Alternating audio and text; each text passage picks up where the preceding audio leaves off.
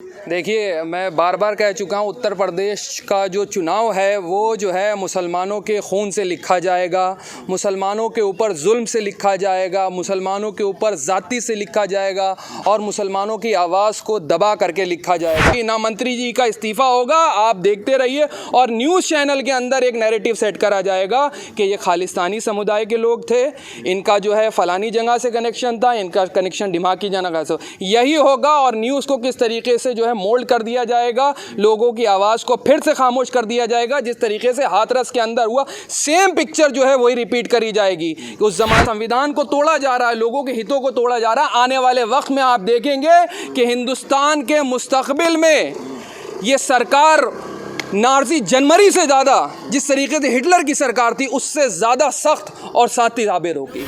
जिस तरीके से मौलाना उमर गौतम, उससे पहले मौलाना साद साहब, उससे पहले कलीम सिद्दीकी साहब को जो टारगेट करा जा रहा है, और उससे पहले भी हमने देखा किस तरीके से बिल्कुल मुसलमानों को सिर्फ इस वक्त पूरे हिंदुस्तान में टारगेट करा जा रहा है। उसका केंद्र जो है इस वक्त उत्तर प्रदेश बना हुआ, और ख़ास तौर से पश्चिमी उत्तर प्रदेश।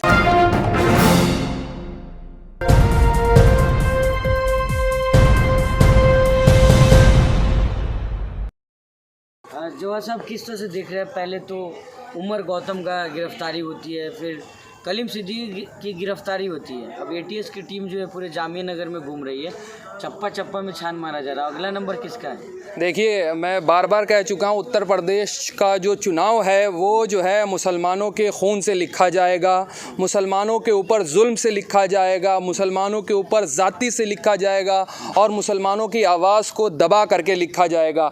अभी आपने उससे पहले देखा कि मौलाना साद साहब के साथ जो कोरोना काल के अंदर घटना घटी, किस तरीके से मुसलमानों को टारगेट करा गया, और लगातार ये सरकार मुसलमानों को टारगेट करती चली आ रही है। 2014 के बाद से, जब से मोदी सरकार बनी है, तब से मुसलमानों को दमन हो रहा है। चाहे आपने देखा किस तरीके से धारा 370 हटाई गई, असंवैधानिक तरीके से 35A हटाया गया, असंवैधानिक तरीके से। आने वाले वक्त में मुसलमानों के साथ जुल्म और ज़ाती हिंदुस्तान में फिर बढ़ेगी, और इसके बाद अब अक़लियत का भी नंबर आ गया। तमाम आपने देखा अभी कि सिखों का भी नंबर आएगा, उसके बाद ईसाइयों का भी नंबर आएगा, फिर जैन का भी नंबर आएगा, और तमाम अल्पसंख्यक समुदाय से निकले हुए लोगों का आएगा। दूसरा नंबर इस देश में आएगा दलितों का। तीसरा नंबर जो होगा वो ओबीसी समाज का होगा। आने वाले वक्त में चुनाव में उत्तर प्रदेश के अंदर एक जुल्म और ज़ाती की इंतहा लिखी जाएगी। इसका सीधा साधा एग्जाम्पल अभी हमने देखा है, किस तरीके से लखीमपुर खीरी के अंदर जो है गाड़ी चला दी जाती है, लोगों को कुचल दिया जाता है। वो सिर्फ किसान नहीं मारे गए, वो लोगों की आवाज़ तब से कुचली जा रही थी जब से मोदी सरकार उत्तर प्रदेश और पूरे देश में आई थी। और आते ही योगी आदित्यनाथ जी का तो क्या ही कहना है, किस तरीके से जुल्म और ज़ाती की एक इंतहा लिखी गई है उत्तर प्रदेश के अंदर। कोई कानून व्यवस्था नहीं है, सिर्फ एक ही राज चल रहा है, ठोको राज, ठोको नीति चल रही है। नहीं तो लखीमपुर खीरी की बात करें तो वहाँ तो कह रहे हैं ना कि उचित कार्रवाई की जाएगी। क्या कोई कार्रवाई नहीं करी जाएगी। मैं अभी कह रहा हूँ, माननीय गृह मंत्री जी को भी संज्ञान में लेते कर रहा हूँ, प्रधानमंत्री जी को भी, उसके बाद मैं उत्तर प्रदेश के मुख्यमंत्री को भी बोल रहा हूँ कि कोई कार्रवाई नहीं होगी, ना मंत्री जी का इस्तीफ़ा होगा। आप देखते रहिए, और न्यूज़ चैनल के अंदर एक नैरेटिव सेट करा जाएगा कि ये खालिस्तानी समुदाय के लोग थे, इनका जो है फ़लानी जगह से कनेक्शन था, इनका कनेक्शन दिमाग की जगह से। यही होगा, और न्यूज़ को किस तरीके से जो है मोल्ड कर दिया जाएगा, लोगों की आवाज़ को फिर से खामोश कर दिया जाएगा। जिस तरीके से हाथरस के अंदर हुआ, सेम पिक्चर जो है वही रिपीट करी जाएगी। उस ज़माने में आपने अभी पिछले साल देखा था कि चिता को आग लगा दी गई, वो आग संविधान को लगाई गई थी, और ये जो कुचले गए हैं किसान, जो किसानों की हत्या करी गई है, बिल्कुल संयोजित तरीके से, वो नफ़रत का एजेंडा जो पिछले 7 साल से हिंदुस्तान के अंदर चल रहा था, उसी की हमने एक तरतीब देखी, किस तरीके जो है कुचला गया। वो संविधान है, वो लोगों की दायित्व की, लोगों की जो हकूक़ हैं, हक़ हैं, उसकी आवाज़ को चल रहे हैं। अच्छा, अभी आपने कुछ देर पहले कहा कि पहले मुसलमानों को टारगेट किया गया, फिर सिखों को, फिर दलितों को। तो मोदी सरकार तो कहती है सबका साथ सबका, नहीं, गलत, झूठ बोलती है।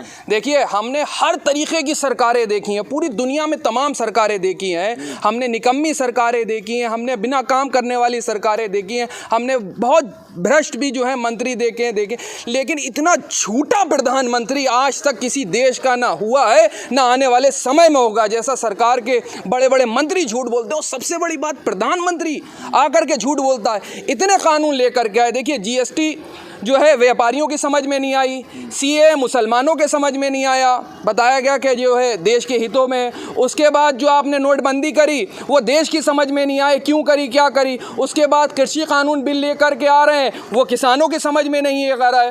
धारा 370 हटाई, कश्मीर की समझ में नहीं आ रहा है। अब आप देखिए किस तरीके से लोगों के हितों को कुचला जाएगा। सरकार करे सुरक्षित हाथों में है देश, झूठ है, बहुत खतरनाक हाथों में है, आरएसएस के हाथों में है। देश को आरएसएस से बताना है जिस तरीके से संघीय ढांचे को जो है तोड़ा जा रहा है, संविधान को तोड़ा जा रहा है, लोगों के हितों को तोड़ा जा रहा है। आने वाले वक्त में आप देखेंगे कि हिंदुस्तान के मुस्तकबिल में ये सरकार नाज़ी जनमरी से ज़्यादा, जिस तरीके से हिटलर की सरकार थी, उससे ज़्यादा सख्त और साथी साबित होगी।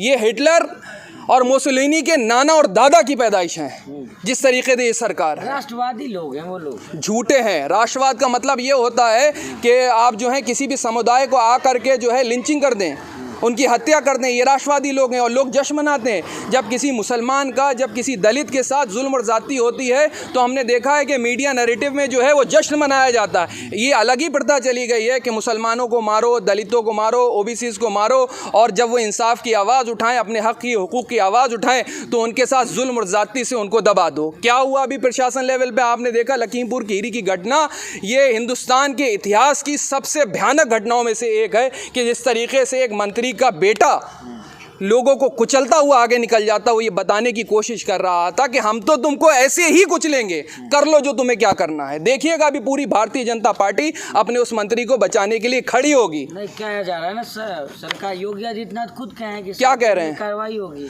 देखिए आप योगी आदित्यनाथ जी को मैं क्या बोलूं, उत्तर प्रदेश में जिस तरीके से गांजा पिया जा रहा है, सरकारी लोगों को जो है किस तरीके से तंत्र और मंत्र की विद्या सिखाई जा रही है। आने वाले वक्त में हम ये भी देखेंगे उत्तर प्रदेश सरकार जो है किस तरीके जो सरकार के ऊपर ये प्रेशर डाला जाएगा कि आने वाले समय में वो भी इसी चीज़ का जो है सेवन करें, क्योंकि उनको भी जो चाशनी चटानी है, सत्ता की जो है वो चाशनी चटानी है कि आने वाले समय में उत्तर प्रदेश का चुनाव निष्पक्ष नहीं होने जा रहा। फिर बता रहा हूँ, अगर भाजपा से लड़ना है, ये विपक्ष को मेरा मैसेज, अगर विपक्ष समाज चल रहा है, तो भाजपा की जो नीति है जैसे को तैसे के साथ जो है ना वो जवाब देना पड़ेगा। आप उनके लिए एहतजाज करें, ये करें, वो क्रिमिनल लोग हैं। भाजपा में जो बैठे हैं, जो गृह राज्य मंत्री अभी आपने देखा जिनके ऊपर है, उनके ऊपर ना जाने कितने चार्जेस क्रिमिनल के लगे हुए हैं। आप देखिए, और भाजपा के जितने भी विधायक हैं, 100 से अधिक विधायक हैं, एमपीज़ हैं, उत्तर प्रदेश से आते हैं, उनके ऊपर संगीन अपराध हैं, वो अपराधी लोग हैं जिनको टिकट दिए जा रहे हैं। आप भाजपा का मुकाबला एहतजाज से और इससे उससे नहीं कर सकते। आपको भी उन्हीं की तरीके से, उन्हीं की नीति अपनानी होगी, जैसे को तैसे की, तो ही आप चुनाव जीत पाएंगे। लखीमपुर खीरी में जो कांड हुआ है उसमें यूपी चुनाव में क्या आने वाला, उफान आने वाला है? देखिए, कोई चुनाव जो है उफान की तरफ नहीं आने वाला। मैं फिर कह रहा हूँ, दलित, मुसलमान, ओबीसीज़ के साथ जुल्म और ज़्यादती ज़्यादा बढ़ेगी और मुसलमानों की छाती पे पैर रख करके उत्तर प्रदेश का चुनाव लड़ा जाएगा। मुसलमानों को जो है धमकाया जाएगा, डराया जाएगा, उनकी लिंचिंग होगी और पूरा देश जो है उनकी इस बर्बरता के ख़िलाफ़ आवाज़ ना उठा करके उनका वो जश्न मनाएंगे, महिमा मंडन करेंगे और जो है इसी के ऊपर चुनाव होगा।